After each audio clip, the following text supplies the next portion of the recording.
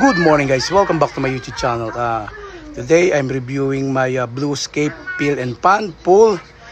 And if you guys have children aging 2 and up, and especially if you have a big backyard or the side of your home, you have a side conversion to your home. That's what we did in our home. We converted our side of the pavement of our home into an additional hangout side, and you can use this 6 feet portable swimming pool. So this is a portable pool. As you see, it has a capacity up to 250 gallon, 946 liter. Water capacity, assembled size, 6 feet diameter, 14.96 inches, 183 millimeter by 38 centimeter.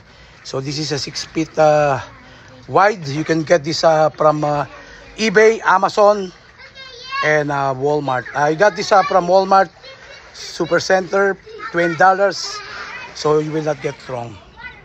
And this is what I'm saying before. This side of our home, it's a pavement that now we convert it, and my children enjoy. And I put the pool, the portable pool, 6 inches wide, and that's my baby, my 3 months old baby. And my baby also enjoy. That is Tisoy. And my girl, Ate, baby Ren, say hello. Hello to my channel. Okay, as you see guys, this pool is a heavy duty transparent pool wall and pan deep ocean design. So you will not get wrong to this. It comes with the PATS repair kit. So if you guys have any issue, you are able to patch it. This is the wall that I'm repairing, and we put only quarter of water. We didn't put the whole 250 gallons of water. I put only a minimal amount to save water. I just let my children playing with this pool. For $20, we are satisfied. My children been using this for almost 3 months. And I never see any rip that can cause any damage to the wall or to the or to underlining rubber plastic. And it's a good product, $20. You will not get wrong. So if you guys have children, would like to enjoy the summertime, this is the best time for you guys to buy this at local Walmart for $20. I don't know how much it costs from Amazon or either eBay, but you can try it out, especially if you guys don't have pool.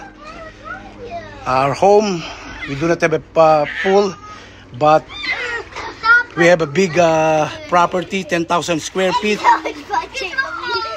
Hello, say hi. Say hi. Those are my children. Okay, and this is the conversions of the side of our home. And I have my backyard as well. My backyard is located up there. See? That's the conversion. Before, it is a pavement, but my wife converted this. I helped her to convert it. And it cost us less than $500 to convert this like this. Before, it was a pavement wall. And we are planning to buy We're planning to buy an RV, but not now, probably sooner, or either in a later 10 years or 5 years from now. But now we enjoy our simple side of our home. And this is my home.